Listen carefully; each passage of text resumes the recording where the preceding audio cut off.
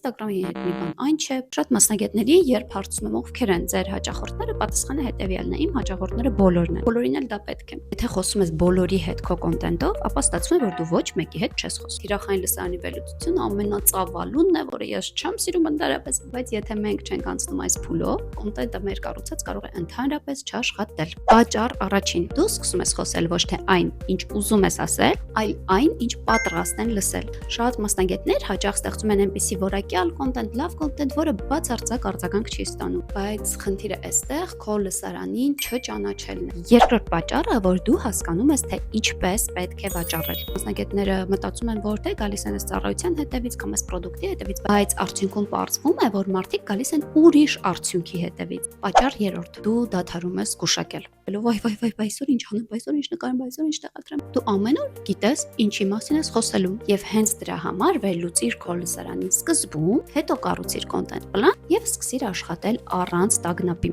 Գրիր լսարան բառը եւ ես քեզ կուղարկեմ լսարանի վերլուծության համար նախատեսված իմ հարցերը։